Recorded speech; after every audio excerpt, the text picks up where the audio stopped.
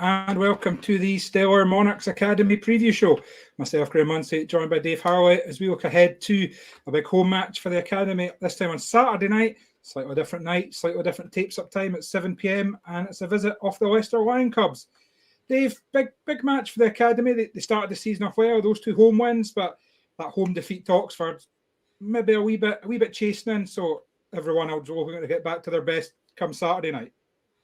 Yeah, chastening was exactly the word I was going to use, and you stole it right off my tip of my tongue there. Yeah, I guess there's lots of factors happening that affected that night, and of course, and I'm sure the boys want to show that was a blip. Obviously, we've now been forced to make changes, so good luck to Kyle going forward, and we welcome back Max Clegg. When someone that certainly knows the track and comes in on 11.8 average. Yeah, I think we call that in the business a Daniel Nair mark, Dave, for anyone who remembers the Swede we had for the Monarchs back in... Well, I was looking up why it wasn't basically last year. I mean, what is it? 5 National League meetings, and from there, 24 rides, 23 wins, and 1 paid win. So you can't do better than that. So that's why it's not 12. You're saying he dropped a point. You should be disappointed. Exactly, shocking. Yep, so we'll look ahead, and as Dave says, a few changes to both teams for this match. Unusually for us here, and actually for the first time ever, you're just going to have to suffer me and Dave tonight. No star guests lined up. A myriad of planes, trains, automobiles, people travelling. The life and times of a Speedway rider, Dave. We've got riders in Poland, we've got riders travelling, we've got riders here, there, and everywhere. So it's just the two of us looking ahead. But as we've said, 24 hours to try and get someone in, and that's right. Failed miserably. So apologies for that, but we've got a couple of races lined up to entertain. You know what? Getting guests is hard to find, David. We'll find out on Saturday when you're in Norway. We'll see how easy it is for me to find a guest to step into your shoes come Saturday night. But I'm looking forward to this one. As I say, the Academy matches, it's a strong team. It's a team that's chasing the playoffs. And yes, losing Kyle Bickley is a big blow. And it's a shame that Kyle's felt he had to step away from the sport. Hopefully that's not forever. But you couldn't ask for a much better rider to step in. As you've mentioned, his record at National League level speaks for itself last year. And as a Monarch, a Monarch League winner back in 2015, Max Clegg comes back to lead the team, Dave. And I, for one, can't wait. Not just because it's great to see him back and we know we'll get the points, but it's exciting a rider as often as you'll find at Armadale. Yeah, it gets a lot of stick at times, Max, but when it comes to the end of the season and you're getting the tape out for ride of the season, he features heavily in 3 or 4 of them every year. He knows that inside line brilliantly. He's a fantastic rider around Armadale when he gets his confidence up. And again, he's dropped down at the National League. He lost his place at Scunthorpe, but we're hoping this is going to kick him on, and he'll be hoping to go back into the Championship through scoring well for us, and can only be good for the Academy. Yeah, and of course, 1 or 2 changes, albeit kind of the rules allow and averages allow it almost maybe not to look like a change as Mickey Simpson drops to number 8 for this one. But we've seen, that the new number 2, he guested against the Monarchs Academy the last time for Oxford and showed he could get round. Yeah, no, he certainly looks solid enough. I think he's got Craig Cook in his corner, and that's one that's trying to encourage him. Yeah. So it's a big opportunity for him. He's got to grasp it with both hands. We're still missing Alex Spooner. I think he actually went in for an operation the other day, so that's a big loss for the Academy. We'll run rider replacement for him, and of course Jacobs now signed for the Berwick Bandits, so he'll be at Sheffield on Saturday. And we've got Danny Phillips, who's rode that number 5 race jacket for the last few seasons in the Monarchs National League team. Yeah, that's it. As you mentioned, other 2 changes there. Alex Spooner, rider replacement, which I think is Danny Phillips and Mark Wood in the reserves that will take those rides. That's right. And then, as I mentioned, Danny Phillips steps in for Jacob. One of those weird variances of sport where Berwick's Championship team are riding, which Jacob's now involved in.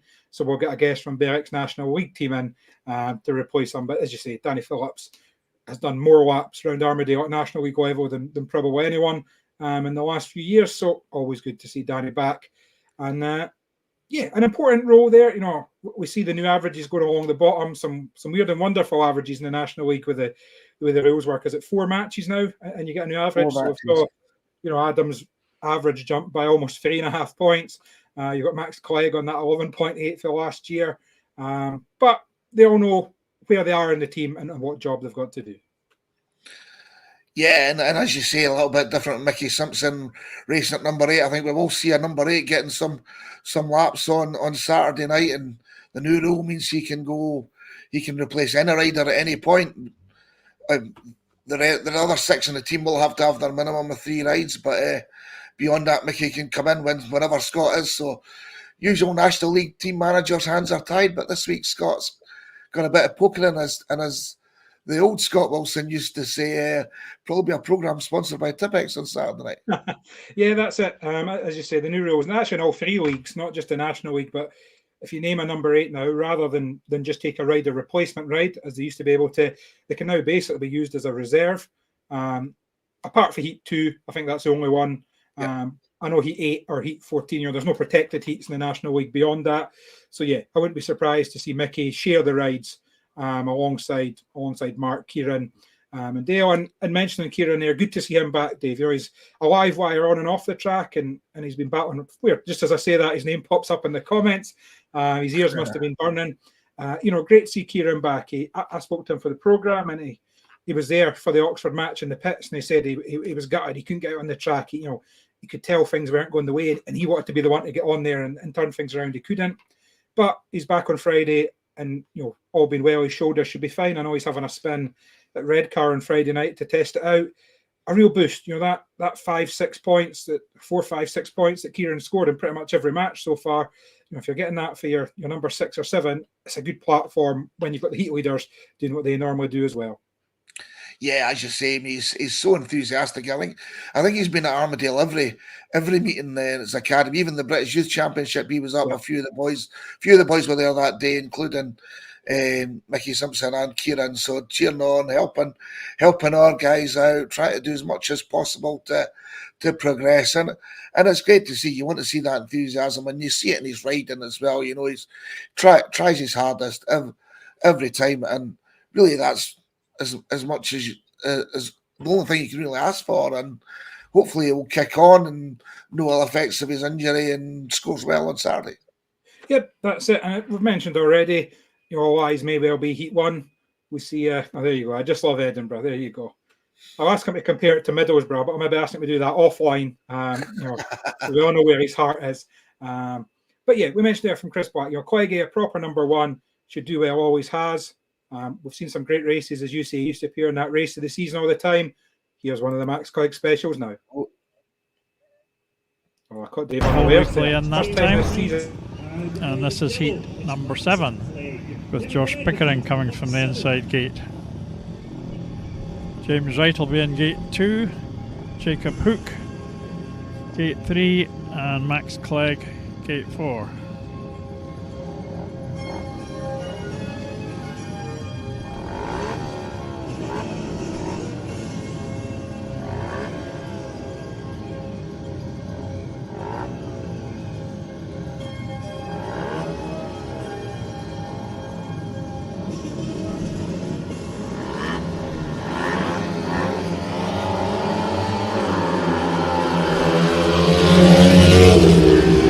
A terrific start. Josh Pickering trying to match him down the back straight, but he couldn't quite manage it. Jacob Hook's in there, giving James Wright a hard race.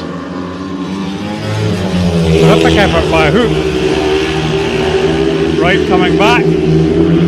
Meanwhile, up front, Matt Clegg leads the way from Josh Pickering. This will be interesting. Josh hammering it round. 2 tremendous battles going on here, quite a long way apart. We're on the front one. Josh Pickering still hasn't got there. I think James Wright might have got inside Jacob Hook. He has. Hook having a double back, but he couldn't get there. And that's another one that we can't really call from the first bend where we're situated. What did you think, Graham? I think Max held on there. Yeah. I see. Josh kept the power on into the Yeah. first bend, but I wouldn't be surprised if the referee gives that one to Max. And an excellent race both at the front and at the back there. We watched the one at the front, but I think the one at the back was actually more interesting. Because there really was some passing in that, and it showed young Hook in a good light, holding off a guy like James Wright for almost the whole race. Yeah. So we'll await the referee's official verdict. And the official result for Heat 7 sponsored by... Oh no, I was wrong. There you go. Once again, proves never listen to any of my predictions. 57.9 seconds. Win in red, you see it on the screen for the Monarchs, Josh Pickering. Second in yellow, Max Clegg. Third in white. Excellent race by Max. In my opinion, holding Josh Pickering off for 4 laps, albeit the only one that mattered was the referee. But yeah, that shows the calibre of the man we've signed, Dave. He's holding off the Monarchs number 1 for 3 and 90% of 4 laps. And he won't need to be up against that calibre of rider to do that on Friday night, Saturday. No, say that. Definitely. Oh, that was Ryan saying that. Yeah, the pickle specials. Yeah, no, we perhaps got our wires crossed there with the video we're going to play. But certainly it was, as you say, it's showing Max very capable around the Edinburgh track, and we're looking forward to seeing him back in the blue and gold, and we hopefully can kick on and do well for the team. Yeah, that's the plan. And as always, we're not just here to preview the match, we're here to put the hard sell on you. Tickets are available now Saturday rather than Friday, and a 7 p.m. tapes up, so just be aware of that a little bit earlier. That's Saturday, 7 p.m. You can get your tickets now at edinburghmonarchs.co.uk/tickets. And if you can't make it along, myself and Mike will be up in the box on the stream. That's edinburghmonarchs.co.uk/EMTV. Dave, as I say, I'm looking forward to it. You'll be in Pastures Green. You'll be over in Norway, I'm sure, keeping an eye on the live updates. One Scotland have put paid to Haaland, Odegaard, all those numbnuts, all those donkeys, and set ourselves on a nice trip to Germany for next year. But I'm really looking forward to see Leicester. For me, they've got the ethos of this league right. It's the National Development League, and once again, their normal 1 to 7, and it's no real different with the guest and rider replacement they have here. Only one rider 20 or above. Everyone else under that. Every year you see 15, 16, 17, 18-year-olds, and I think I made the comment in the article I did for the programme. I was at Alan Hansen at one stage, you don't win anything with kids, but that's been disproven at National Development League Speedway level anyway. 2 out of the last 3 years, there's been 2 League and Cup doubles for Leicester, and I think a pair's win in there as well. So, every year they put a young, exciting and competitive team together, and this year looks no different. Yeah, definitely. And as you say, their elder statement at 23, Tom Spencer's actually missing on Friday, so there'll be nobody above 20 in the Leicester pits other than their team manager. I mean, they've got Ashton Bowen, who's still 15, but he's leading the British Youth Championship. He didn't miss the Edinburgh leg, but he's won every other leg, so he's looking good for that title. Max Perry, I think he was... was he? No, it was Max James. Sorry, he was second in that British Youth Championship last year. Another 15-year-old. So, lots of talent, as you say. Exactly what we're trying to do here. I mean, obviously with the Monarchs Academy, we're still a few years away before we see some of our young boys coming into the team. So we need to keep it going. But it's a fantastic story, Leicester, and obviously we've got like some Mickey that's then coming to the Edinburgh team. So it's a brilliant story, and it's a great wee set up at Leicester, and with the Thompson boys, I mean, they're doing a bit of jiggery pokery at the minute, switching teams in the Premiership. Never the best when you get replaced by your brother on a team, but I'm sure again they'll be determined to score well and show their pedigree at this level. Yeah, that's it. You mentioned, the Thompsons they're probably one of those caliber riders that you almost wish, and I don't mean this disparagingly, but you almost wish was out of this league by now, and kicking on in the Championship and Premiership. And as you say, we've seen this week Dan get dropped by Leicester in the Premiership, but jump straight into Oxford where Joe's sadly been dropped. And I think we've seen both of them change teams or sign for a team in the Championship as well already. Joe dropped by Scunthorpe because the numbers game ended up at Birmingham, and now Dan going in there to replace Stefan Nielsen. So good to see them getting rides, and they'll be a real challenge. And weirdly, I think I put the curse on them the last time they were up in the championship, but albeit Dan's maybe a little bit ahead, Joe seems to like Armadale more, so he could be the real danger card at number 5. Yeah, I mean, they both had some good races there, that's for sure, and they're both talented riders, and be a challenge. But again, and we saw that with the Academy top 3 started the season on fire, come unstuck in the last match. So Adam and Max now, we'll be looking for them to get back to the form they were before, looking almost unbeatable and showing the guys that come to our track that we're the master of our own domain, and we're making sure we get our home wins, because there's only 2 teams make it to the playoffs in the National League, and we certainly can't afford any more drop points after that. And we'll probably need to go away and win matches away from home if we want to make those playoffs and show that the last match wasn't really a true reflection of our team. That's it, and that all starts, away points probably will be required, but first and foremost is an unblemished home record the rest of the way. That starts 7 p.m. on Saturday. I'll say again, edinburghmonarchs.co.uk/tickets is your link for that. If you can't make it along and want to join us on the stream, it's edinburghmonarchs.co.uk/EMTV.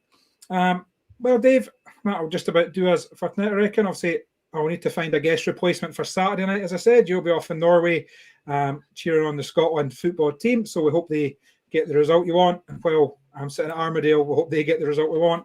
So I'll be back with you another for the Saturday focus this week, and then we'll be back next midweek, probably looking at Wednesday again. Next midweek, of course, there's another Scotland game on Tuesday that renders us unavailable. So next Wednesday, when we preview the championship clash as Birmingham Brummies head to Armadale. So until Saturday night, as always, thanks for watching and goodbye.